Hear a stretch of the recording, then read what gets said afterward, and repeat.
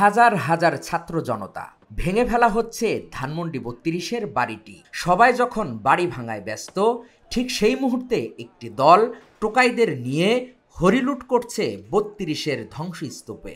কেউ নিয়ে যাচ্ছেন লোহা স্টিলের দরজা জানালা, কেউ আবার পোড়া গাড়ি খুলে নিয়ে যাচ্ছেন যার যার মতো করে। লুটকারীরা বলছেন সবকিছুই বিক্রি করবেন তারা, কোনো চিহ্ন রাখতে চান না। শেখের বাড়ি ভাঙচুর হয়েছে, এখানে সবাই তো লুটপাট করে লই দিতেছে। এই ভাঙ্গাচুরানি সব কিছু লুটপাট হইতেছে, যে যেমনে পারতেছে এমনি নিয়ে যাইতেছে।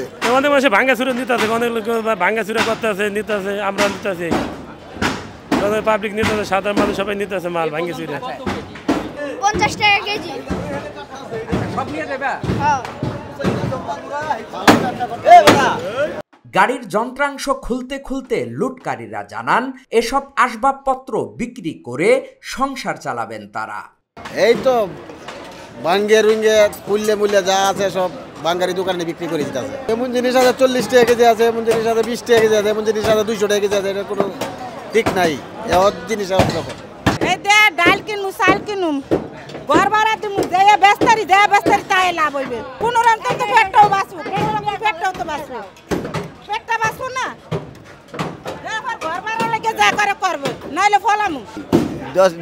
10-15 কেজি যদি পাই তা বাঙ্গারি দোকানে। সাধারণ মানুষ জানান এসব লুটকারীরা সুযোগ পেলেই হরিলুটের আয়োজন করেন। যারা লুট করছেন তারা মূলত ছাত্র জনতা নয়, কিছু কিছু ভাঙারি ব্যবসায়ীও রয়েছেন এই লুটের সঙ্গে। হাকিম মাহি, ঢাকা জার্নাল।